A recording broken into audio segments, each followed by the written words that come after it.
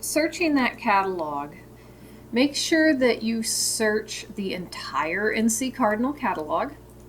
As somebody who has forgotten to change that and found weird things, I can tell you things don't go well if you don't search the entire NC Cardinal catalog. And search several different ways. So absolutely search for an ISBN, and you may find the perfect record that first time.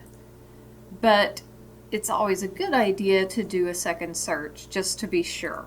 And you can do that with usually a title author search will take care of that. If you have several title records that come up and you need to choose between them, look for the best one.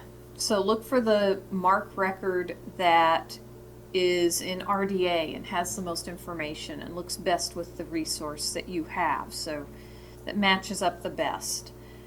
If you have two that are equal in quality, you can choose the one that has the most copies. If you're in complete doubt about what you're supposed to do, go talk to a bibliographic cataloger. Sometimes what you'll find is you will find duplicate records in these cases. Pick the best one for what you're doing. Go ahead and catalog that book, but send those duplicate records on to a bibliographic cataloger so they can merge them, and you don't have to go through this again with this particular resource. So when you're evaluating those, keep that in mind. Look for the best record. If they're of equal quality, then choose the one that most other people are using, and then refer those to somebody to be deduplicated. So as you're looking for that best record, there are certain things that you want to match to the resource you have in hand. Number one, title. Make sure the title's the same. Same thing with the author. Same author is usually a good idea. ISBN is a little more iffy because sometimes the ISBN has not been added to the record. And also because in NC Cardinal you combine paperback and hardcover books on the same records, that ISBN may not always match. Tomorrow, for those of you who do bibliographic cataloging, we will talk about adding those extra ISBNs. It's not a bad idea at all. I think it's a good idea. But for item catalogers, don't let this make you think that you aren't finding what you're looking for if the ISBN isn't there or it doesn't match. Look first at those title and author fields. Same thing with publisher and date, where you're combining hardcover and paperback on the same record. Sometimes these will not match. So look at everything else. Make sure you're actually looking at the same resource, or at least pretty much the same resource. Look at the edition statement. If you have a different edition statement on your resource other than first edition isn't really going to mean anything, but other edition statements, 75th anniversary edition, 5th edition, and if you find an edition statement like that, it can't go on the record for something with a different edition statement. So title, author, edition, these are set in stone. With AV materials, make sure that your record has the matching number of discs to what you have. This can be important. So if you have 5 and the record says there are 3, you've got a problem. Not the correct record.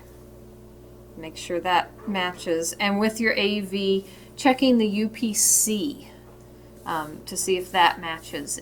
Again, it may not be there, but usually that code from the barcode on the back, if there's one in the record, they should match. So that's something to check. The way these would look in a record, if you're looking at the MARC encoding, and I realize some of you will not look at the MARC encoding, so zone out for a minute. Just stop listening.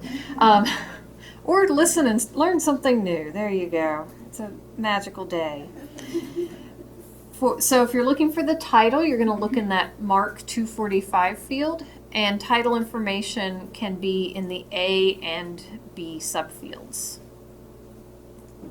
For author information, you can look in the 245C subfield.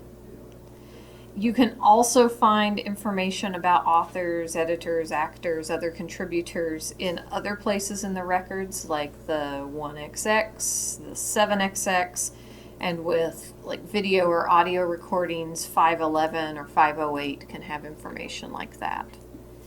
And those can be good places if you're not finding the information you're looking for those additional names can sometimes make a difference, because you may have a book by the same author with the same title, but you have a statement about a translator or an editor.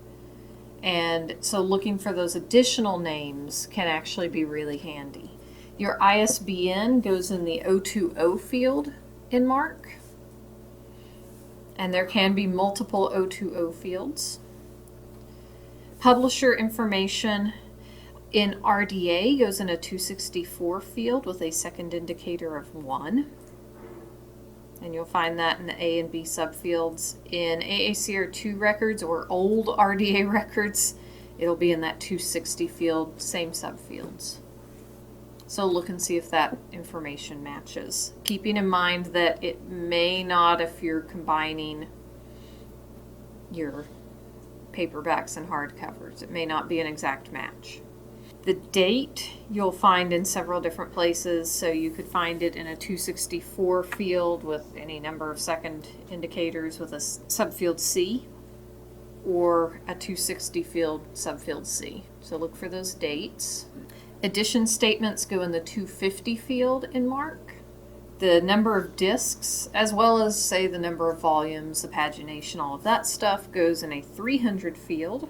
And if you're looking for your UPC code for any kind of AV material, that's in the 024 in MARC. So you can actually go look for that. Now, most of this stuff actually will display, if it's available, in just a catalog display of the record. And it's labeled, so that can help you get through this. So you can actually just look for the thing that's labeled publication or publisher information or whatever it is, and find what you're looking for and move on with your life. And that's perfectly fine. But for some of you, you may like to look at the MARC records because you may need to look at these for other things. So it's not a bad idea to have at least a basic familiarity that, you know, the title is in the 245 field. At least you've got something there. So let's look at where these would appear in that catalog if you're not reading the MARC record. If you're looking for title information, it's right up there at the top. That's the information that you would find in the 245 field. The author information, you can find it here right after the title. That's again what you would find in the 245 field. You also have that linkable name, and that's actually coming out of a 100 field, just in case you're curious. Very important, make sure that there is an icon present with the text that tells you what this thing is and that it's correct. So this is a book. Make sure it doesn't say ebook, because it's not an ebook, it's a book. So check to make sure that is correct. If it's not, the problem is probably it's somewhere in the fixed fields, the 008 or possibly the 007. Send it to a bibliographic cataloger and make them deal with it. But you can just look and see, oh, that icon isn't right. Send it on. I will show you where you can look for that information specifically in the record for these things, in case you want to see exactly where it's coded, in case you're coming back tomorrow and you're going to be the one making the changes. But look for that icon, make sure it's correct. Dewey Decimal numbers, if you need to find those, is displayed down near the bottom of the screen, and in your MARC record that would be in an 082 field, in case you're looking for it there. Other things that you can find, ISBN, very clearly labeled up here. Publisher information, this is easier to read than potentially in a MARC record unless you get used to it. Physical description, so this is where you would find like 2 discs or 6 discs or 10 discs or whatever. You have different kinds of notes that you may want to look at to see if you're actually looking at the correct thing. So stuff like this includes bibliographical references, or it's got a nice summary. And this is the sort of thing, actually, as item catalogers, if you at your library want to have like a nice summary for everything, especially for children's books or something, this may be something that you decide you need to look at. And if it's not there, send that to a bibliographic cataloger to get that added. Because those are something that's sort of customized to your library, but it certainly doesn't hurt to have it there if it's something that's a priority. Subject headings, these are important. You should definitely look for these. Make sure that they are present. They are in the 6xx fields in MARC encoding, and you will notice in this case that this book has 3 of the same subject heading. Who wants to know it's about frogs 3 whole times? This is a case when you see this, send it to a bibliographic cataloger, because they are going to take out the additional subject headings. So it says it's about frogs once. So if you find those multiple repetitive subject headings, send that to a bibliographic cataloger. Similarly, if you find something that doesn't have subject headings, or you think those subject headings are completely wrong or just not satisfactory, not useful, send that on to a bibliographic cataloger. I mean, this is how a lot of people find stuff in your library, so it is a priority to have good subject headings. And then finally down here, series statements. This is so important. You guys know how important this is. If you've ever been in the front of the library and people come up to you and say, I really like this series of books, I want to get more of these. Or even worse, I've had a lot of people telling me about this. I've just read number 5 in this series. Which one is number 6? Oh my God. That information can be in these records. And you don't see numbering with this one, but it can be added to these series statements. You can have the numbering within the series. If that's something that's really important in your library, definitely get together with a bibliographic cataloger. If you're the bibliographic cataloger, start thinking about this. You can add the numbering to the series statement and create that kind of access more easily for your patrons, and also for the other librarians who the patrons come up and ask. Isn't life much easier when you can just go in here and it says Face to Face with Animals, Volume 2. Like, see, here's what you're looking for, and then here's volume 3 when you're done with this. Ta-da! And you just look amazing.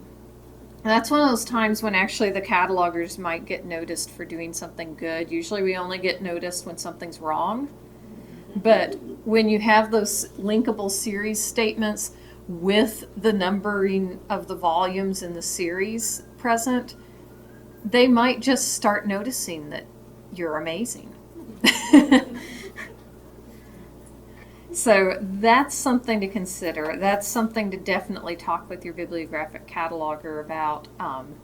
Do we want to start adding this? Is this something you want me to send on to you to really enhance the series statement? If it's part of a series, you have to have that series statement in NC Cardinal. It has to be there.